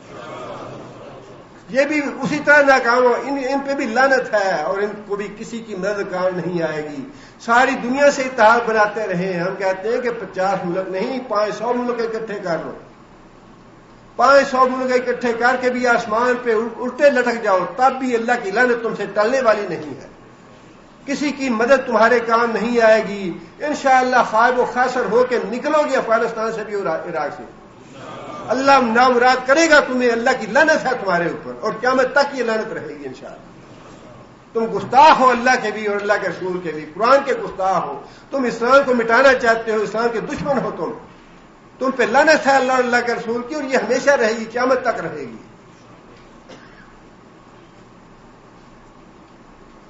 آگے پھر اللہ تعالیٰ نے ان کے اسی طرز عمل کے حوالے سے کچھ اور باتیں، وہ بھی ہے تبصرہ ہی اللہ تعالیٰ کا کہ یہ جو مسلمانوں سے حسد رکھتے ہیں، آخر یہ کیوں حسد کرتے ہیں؟ حسد جو ہے اس کی بنیاد نہیں ہے. آگے اللہ نے فرمایا ہے کہ یہ یہود و نصارہ حسد کرتے ہیں مسلمانوں سے. اللہ تعالیٰ نے یہ وضاحت فرمائی ہے اگلی آیتوں میں کہ تم حسد کس بات کا کرتے ہو. کوئی میں نے تم سے چیز چھین لے کے تم سے کوئی حکومت چھین کے ان کو دی ہے. تم نے ظلم اپنے آپ پہ خود کیا، اپنے آپ کو تم نے ثابت نہیں کیا کہ تم امامت کے لائق تھے. اور حدیث میں نبی صلی اللہ علیہ وسلم نے یہ وضاحت بھی فرمائی کہ ایک مزدور نے صبح سے لے کر ظہر تک کام کیا، اس کو اس کی مزدوری دے دی. پھر اس کے بعد دوسرا مزدور آیا، اس نے مغرب سے لے کر زور سے لے کر عصر تک کام کیا، اس کو بھی مزدوری دے دی. اور تیسرا مزدور آیا، اس نے عصر سے لے کر مغرب تک مزدوری کی، اس کو اللہ تعالیٰ نے زیادہ مزدوری دے دی مگر تھوڑا لیا اس سے. اور جو پہلے تھے مزدور انہوں نے شکوہ کیا، گلہ کیا کہ جی ہم نے تو زیادہ مزدوری کی ہے، زیادہ وقت لگایا ہے، ہمیں مزدوری کم ملی ہے. اور بعد میں تیسرا جو مزدور آیا ہے اس نے کم وقت لگایا ہے، مزدوری اس کو زیادہ کیوں دی گئی؟ اللہ نے فرمایا کہ کیا میں نے تم سے جو مزدوری طے کی تھی تمہیں وہ دی یا نہیں دی؟ ان مزدوروں نے کہا یا اللہ ہاں وہ تو مزدوری ہمیں ملی جو طے ہوئی تھی. تو اللہ فرمائیں گے کہ پھر تمہیں اس بات کا اعتراض کرنے کا کیا حق ہے کہ میں نے تیسرے مزدور کو زیادہ کیوں دیا؟ تیسرا مزدور ہے مسلمان امت، اور دوسرا مزدور ہے عیسائیوں کا، اور پہلا مزدور ہے یہودیوں کا. یہودیوں اور عیسائیوں کو یہ اعتراض ہے کہ مسلمانوں کو اللہ تعالیٰ نے یہ نعمتیں کیوں دی ہیں، اللہ نے اتنے انعام مسلمانوں پہ کیوں کیے؟ اللہ فرماتے ہیں کہ جو میں نے تم سے وعدے کیے تھے وہ پورے کیے. اب اگر میں نے مسلمانوں کو یہ امامت دی ہے، ان پہ احسان کیا ہے، ان کو نعمتیں دی ہیں، تو تمہیں حسد کرنے کی کیا ضرورت ہے؟ تم حسد کیوں کرتے ہو؟ تم بھی ان میں شامل ہو جاؤ۔ اگر تم یہ سمجھتے ہو کہ ان کو زیادہ اللہ نے دے رکھا ہے، ان پہ زیادہ اللہ نے احسان کیے ہیں، تو میں تو کہتا ہوں تم بھی شامل ہو جاؤ ان میں۔ کیوں شامل نہیں ہوتے؟ اسی کی وضاحت اللہ تعالیٰ نے اگلی آیت میں کی ہے۔ انشاءاللہ اگلی آیت کے بارے میں اگلے درس میں گزارش کروں گا۔ ایک اعلان تو یہ ہے کہ انشاءاللہ اگلی جمعرات سے مسجد شلوہ میں خواتین کا پروگرام حسب ثابت ہوگا انشاءاللہ، نماز عصر سے لے کر نماز مغرب تک، 4 بجے سے لے کر شام تک، اور مسائل انشاءاللہ حج کے بارے میں ہوں گے، حج کا موضوع ہوگا۔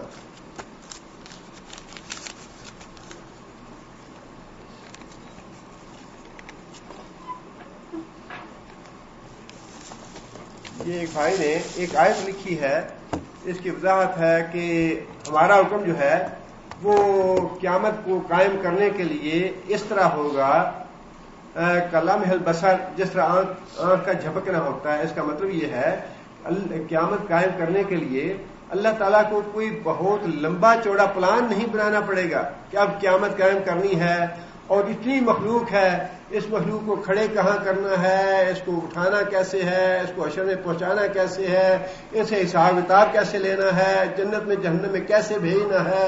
اللہ فرماتے ہیں کہ اس کے لیے مجھے کوئی پلان یا منصوبہ یا مشروع شروع نہیں کرنا پڑے گا۔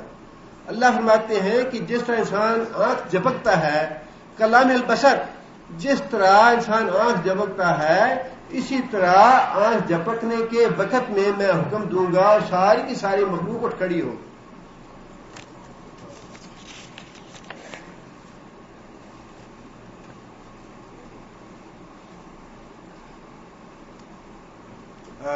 ایک بھائی نے سوال کیا ہے، میں نے صبح کی نماز جماعت کے ساتھ پڑھی، لیکن بعد میں 8 بجے مجھے پتہ چلا کہ رات کو ان کی جب گزری تو غسل واجب ہو چکا تھا ان پہ، اور بغیر غسل کے انہوں نے نماز پڑھ لی، کیا دوبارہ نماز پڑھنی ہے؟ جب انسان کو اس بات کا یقین ہو جائے کہ فی الواقعی اس کا وضو نہیں تھا، جب شک کا معاملہ ہو پھر تو پڑھنے کی ضرورت نہیں ہے، لیکن اس صورت میں جب پک ہو گیا کہ واقعی مجھے غسل کرنا چاہیے تھا اور بغیر غسل کی نماز پڑھ لی، اس صورت میں انہیں غسل کرنے کے بعد فجر کی نماز دہرانی چاہیے۔ ایک بھائی نے لکھا ہے کہ ہمارے ایک بھائی کی وفات پاکستان میں ہوئی ہے، ان کے لیے دعا مفرت کریں، اللہ تعالیٰ ان کے گناہ معاف فرمائے، اللہ تعالیٰ جنت الفردوس میں ان کو جگہ دے۔ براہ کرم اسپیکر کا نظام درست کریں، حضرت امام بخاری، امام مسلم اصل نام کیا ہے، ابو حنیفہ کا نام بھی بتائیں، نبی صلی اللہ علیہ وسلم کے بیٹے بیٹیاں کتنی ہیں، ریکارڈ سے لڑکے سے بند کر دیجیے۔ اسپیکر کا انتظام تو انشاءاللہ جو متعلقہ حضرات ہیں وہ کر لیں گے۔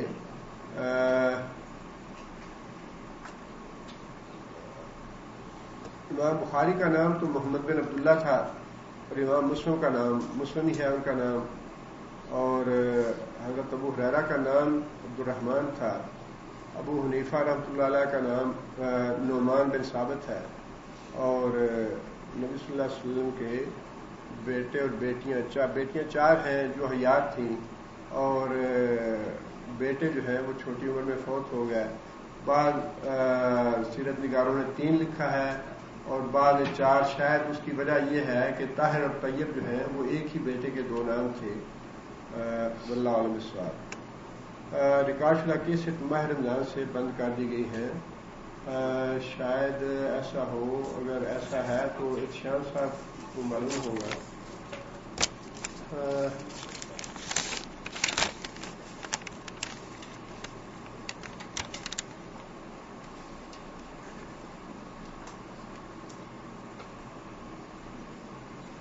کیا کسی گھر میں بچہ پیدا ہو اور اس کی قسمت بدل گئی ہو، کسی لڑکی کی شادی ہو اس کی قسمت بدل گئی ہو، یا کسی کے ساتھ کاروبار کرنے سے بھی فرق آتا ہے دین اسلام کی روشنی میں؟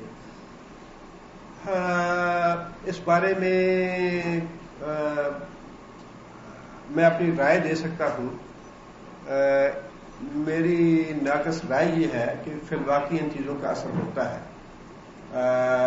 بچے جو ہیں وہ اپنی قسمت لے کے آتے ہیں، خواہ وہ بیٹا ہو یا بیٹی ہو، اور ان کی قسمت کے مطابق گھر میں کبھی فراخی بھی آتی ہے اور کبھی اس کے برعکس بھی معاملہ ہو سکتا ہے.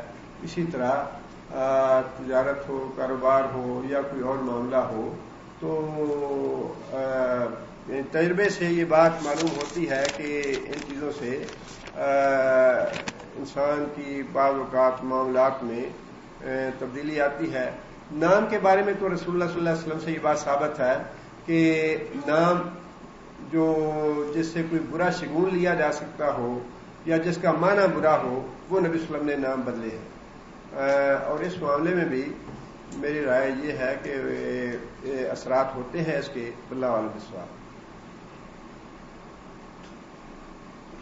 یہ اقساط کا معاملہ جو ہے یہ پہلے بھی کئی دفعہ ڈسکس ہوا ہے کہ اقساط پہ قیمت زیادہ ہو اور نقد کی قیمت کم ہو، اس بارے میں علماء کا اختلاف ہے. بعض کے نزدیک یہ صورتحال جائز ہے، بعض کے نزدیک یہ صورتحال جائز نہیں ہے، اور یہاں کے علماء نے اس کو جائز قرار دیا ہے. ہمارے پاکستان کے علماء میں سے بھی بعض نے جائز قرار دیا ہے، لیکن بعض کو اس سے اتفاق نہیں ہے. اور رائے کی حد تک میں بھی اس کے حق میں نہیں ہوں. اللہ عالم الصواب. رائے کا مطلب یہ ہوتا ہے کہ یہ رائے درست بھی ہو سکتی ہے، غلط بھی ہو سکتی ہے. آپ کو اور ایسے مسائل جن میں دو آراء ہوں علماء کی، اس میں انسان کو نیک نیتی کے ساتھ اپنی ایک رائے قائم کر کے اس پہ عمل کر لینا چاہیے. انشاءاللہ امید یہ ہے کہ اللہ تعالیٰ اس میں مواخذہ نہیں فرمائیں گے، اس لیے کہ دونوں طرف سے علماء کے پاس دلائل ہوتے ہیں.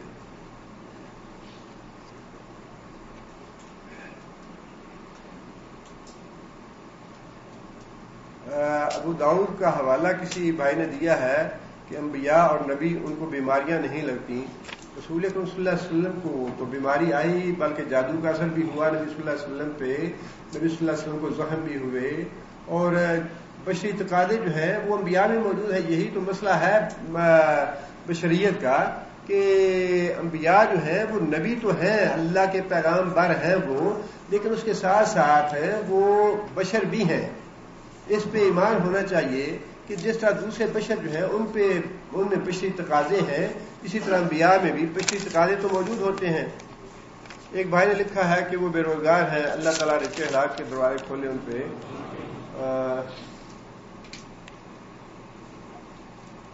نماز کے لیے وضو کیوں اور کس لیے فرض ہے اور اس کی علت کیا ہے؟ جو احکام ہیں شریعت کے، ان کے بارے میں اس طرح کا سوال کرنا جو ہے یہ مومن کے لائق نہیں. وضو کیوں ہے یا نماز کیوں ہے، روزے کا حکم کیوں دیا ہے، زکوٰۃ کا حکم کیوں دیا ہے، حج کا حکم کیوں دیا ہے، عمرے کا. میں نے تو بتایا کہ حدیث یہی ہے، اللہ فرماتے ہیں کہ تم سارے کے سارے نیک بن جاؤ، میرے تم سلطنت میں ذرہ برابر اضافہ نہیں کرو گے، اللہ کو تو کوئی فائدہ نہیں ہے اس کا. اب کیا علت ہے اس کی، یہ اللہ اور اللہ کا رسول بہتر جانتے ہیں.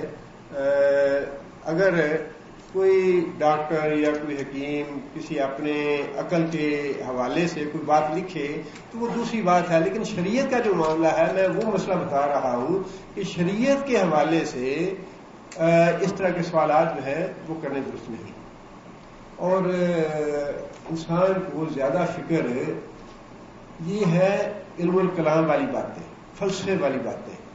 انسان کو زیادہ فکر اپنے ایمان کی کرنی چاہیے. ایسی بات زبان سے نہ نکلے، ایسا کام زبان سے نہ ہو جس سے انسان کا اپنا ایمان خراب ہو جائے. اپنے ایمان کو بچائیں ان چیزوں سے. اگر بالفرض آپ کو پتہ چل جائے اس کی علت کیا ہے تب بھی کیا فرق پڑے گا، اور اگر پتہ نہ چلے تو کیا آپ چھوڑ دیں گے وضو کرنا؟ کا نعبد کا کیا معنی ہے، یہ اس سے پہلے شروع میں ہم نے اس کی وضاحت کی تھی. یہ ایک اور سوال ہے. کسی بھائی نے پچھلے جمعے میں سوال کیا تھا حج افراد کے بارے میں. اصل میں مسائل تو یہ ذرا لمبے ہیں، اختصار کے ساتھ میں حج افراد کا بتا دیتا ہوں. افراد مفرد کا معنی ہوتا ہے الگ تنہا، اور حج افراد میں صرف حج ہے، عمرہ نہیں ہے. قران کا مطلب ہے ملا دینا. اس میں حج اور عمرہ دونوں کو ایک ہی احرام کے ساتھ ملا دیا جاتا ہے. اور تمتع تیسری قسم ہے جس میں حج بھی ہے عمرہ بھی ہے، لیکن حج تمتع کا عمرہ اور حج جو ہے یہ ملایا نہیں جاتا ہے کہ احرام سے، بلکہ اس کے لیے الگ الگ احرام باندھا جاتا ہے. تمتع میں پہلے عمرے کا احرام باندھا جاتا ہے، عمرہ کرنے کے بعد احرام اتار دیا جاتا ہے، حج کے دنوں میں پھر احرام باندھا جاتا ہے اور حج کیا جاتا ہے۔ قران میں میقات سے جب آپ احرام باندھتے ہیں تو اس میں عمرے کی نیت بھی ہوتی ہے، حج کی نیت بھی ہوتی ہے، اور اسی احرام سے آپ عمرہ بھی کرتے ہیں اور حج بھی پورا کرتے ہیں۔ اور تیسرا جو قسم ہے وہ حج افراد کی ہے۔ افراد میں صرف حج ہے، اس میں عمرہ نہیں ہے، اور اس کی خاص بات یہ ہے کہ اس میں قربانی کی رخصت ہے۔ اگر آپ کرنا چاہیں تو کر سکتے ہیں، اگر نہ کر سکیں تو کوئی حرج کی بات نہیں، اس میں رخصت ہے، قربانی نہ کرے آدمی۔ لیکن باقی سارے امور جو ہیں وہ حج والے ویسے ہی ہیں جیسے دوسرے حج کے۔ یہ تینوں قسمیں ہیں مختلف حج کی۔ اور آخری بات یہ ہے کہ اللہ کے فضل و کرم سے حسب معمول جیسا کہ آپ جانتے ہیں ان دنوں میں ہماری کتاب جو ہے چھپ جاتی ہے۔ اس دفعہ کتاب کا موضوع تھا کبیرہ گناہ کون سے ہیں، صغیرہ گناہ کون سے ہیں، اور کبیرہ گناہوں سے انسان کو ان کا کفارہ کیسے ادا کر سکتا ہے، توبہ کیسے کرنی چاہیے، اس کی ساری تفصیل دی ہوئی ہے اس میں۔ لیکن جو عرض کرنے والی بات ہے وہ یہی ہے کہ ان کتابوں کا مقصد جو ہے وہ صرف کتاب پڑھنا نہیں ہونا چاہیے۔ کتاب پڑھنے کے بعد انسان کو کچھ نہ کچھ اپنے اندر تبدیلی ضرور لانی چاہیے۔ پڑھنے کے بعد اگر انسان میں تبدیلی نہ آئے تو پھر اس کا فائدہ نہیں ہے۔ علم تو بہت ہے پہلے ہی، اور ممکن ہے کہ مسائل جو ہیں بعض آپ مجھ سے بھی زیادہ جانتے ہو، علماء بیان کرتے رہتے ہیں، کتابیں پڑھتے رہتے ہیں، سارا کچھ ہوتا ہے، لیکن پڑھنے کے بعد انسان اگر اپنی تربیت کے لیے انسان کو تھوڑا نہ اپنے آپ کو کنٹرول کرنا پڑتا ہے، تھوڑا باندھنا پڑتا ہے، اور یہ باندھنا ہوتا بڑا مشکل ہے۔ انسان جو ہے وہ ساری زندگی ایک کام کرتا رہتا ہے، کسی بھی اپنی چھوٹی سی عادت کو بدلنا ہوتا بڑا مشکل ہے، بہت مشکل کام ہے۔ ایک ساری چھوٹی سی بات بھی ہو، آپ ساری عمر میں کرتے رہیں، اچانک آپ کو پتہ چلے یہ تو کام غلط ہے جو میں کر رہا ہوں، اب آپ کوشش کرتے ہیں کہ اس کام کو چھوڑنا چاہیے اور جو جائز اور صحیح کام ہے وہ کرنا ہے، اس کے لیے بھی آپ کو اچھی بھلی محنت اور مشقت کرنی پڑے گی، خواہ وہ کتنی چھوٹی بات ہوتی ہے۔ لیکن یہی مطلوب ہے اللہ کا کہ جب آپ کو پتہ چل جائے کہ یہ کام گناہ کا ہے، یہ کام میں غلط کرتا رہا ہوں، اس کے بعد شعوری طور پہ آپ کوشش کریں کہ یہ غلطی مجھے، یہ گناہ مجھے ترک کرنا چاہیے، اپنی زندگی کو اس گناہ سے مجھے پاک کرنا چاہیے۔ وہی بات ہے جو اللہ نے فرمائی کہ اللہ تعالیٰ پاک کرتا ہے جس کو چاہتا ہے۔ صرف انسان پڑھ کے کتاب رکھ دے تو اللہ کو بھی پرواہ نہیں ہے کہ ٹھیک ہے تم نے پڑھ کے رکھ دی تو پھر مجھے بھی پرواہ نہیں ہے تمہاری، لیکن پڑھنے کے بعد انسان میں سوچ پیدا ہو اور انسان کو فکر پیدا ہو، انسان کوشش کرے کہ یہ کام تو غلط تھا جو میں کر رہا تھا، یہ مجھے چھوڑنا ہے، اور اس کے لیے اللہ سے مانگے کہ یا اللہ میری مدد فرما اس پہ۔ اللہ تعالیٰ مدد بھی کرتے ہیں اور انسان کو اللہ پاک بھی کرتے ہیں۔ یہ ہے اس کا مطلوب اور مقصود۔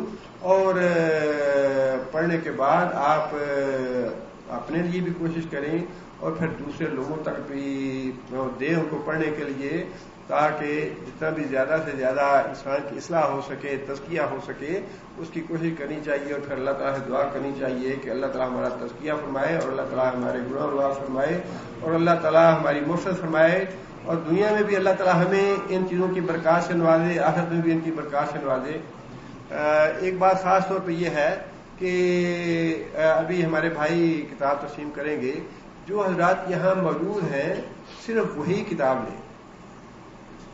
دوسروں کے لیے اگر کوئی آدمی جب آ جائیں گے تو پھر انشاءاللہ ان کے لیے بھی انتظام کر لیا جائے گا، لیکن ابھی جو موجود ہیں صرف وہی اپنے لیے کتاب لیں، اور اگر ایک گھر کے 2 افراد موجود ہیں تو کتاب پلیز ایک ہی لیں تاکہ زیادہ سے زیادہ لوگوں تک کتاب پہنچائی جا سکے۔ آپ پڑھ دیں گے ذرا؟ اچھا چلیے، میرے ذہن سے نکل گئی جی۔ میں بھی لکھا کیا یہ جو کہتے ہیں یا اللہ بے تفید محمد میری یہ حاجت پوری کر دے، یہ کیسا ہے؟ یہ مسئلہ بڑا اہم ہے، اور اس سے پہلے اس کے بارے میں الحمدللہ ہوتا رہا ہے۔ واسطہ کسی بزرگ کا دینا یا رسول اکرم صلی اللہ علیہ وسلم کا دینا، یہ نبی صلی اللہ علیہ وسلم کی سنت سے ثابت نہیں ہے۔ رسول اکرم صلی اللہ علیہ وسلم نے اپنی دعاؤں میں کبھی حضرت ابراہیم کا واسطہ، حضرت اسماعیل کا واسطہ نہیں دیا، کسی بھی دوسرے نبی کا واسطہ نہیں دیا. اور اسی طرح صحابہ کرام سے بھی ثابت نہیں ہے کہ صحابہ کرام نے کبھی نبی صلی اللہ علیہ وسلم کو اپنی دعا میں واسطہ بنایا ہو. جتنی بھی دعائیں قرآن مجید میں دی ہوئی ہیں یا مسنون دعائیں ہیں، ساری کی ساری دعائیں براہ راست اللہ تعالیٰ سے ہیں. اور اللہ تعالیٰ نے یہ حکم دیا ہے قال ربکم ادعونی استجب لکم، کہ مجھے پکارو براہ راست اور میں تمہاری بات سنوں گا، اس کا جواب دوں گا. اور ساری دعائیں اللہم اللہم اللہم، یا اللہ ہماری بات سن، یا اللہ ہماری بات سن، ربی ربی ربی، یا اللہ میری یہ بات ہے، میری یہ بات ہے. نہ تو قرآن میں نہ حدیث میں یہ واسطہ کہیں دیا ہوا ہے، نہ صحابہ کرام سے ثابت ہے، اور نہ ہی نبی صلی اللہ علیہ وسلم کی ذات مبارک سے یہ بات ثابت ہے. اب اس کے علاوہ اگر کوئی کرتا ہے تو پھر اس کا اپنا دین ہے. دین تو یہی ہے، یا وہ بات قرآن سے ثابت ہو، یا نبی صلی اللہ علیہ وسلم کی سنت سے ثابت ہو، یا پھر صحابہ کرام سے ثابت ہو. ان تینوں چیزوں میں یہ بات ہمیں نہیں ملی. لہذا ایسا کرنا درست نہیں ہے، اور اللہ کو اس واسطے کی ضرورت بھی نہیں ہے. اللہ خود چاہتے ہیں کہ براہ راست مجھ سے لوگ مانگیں.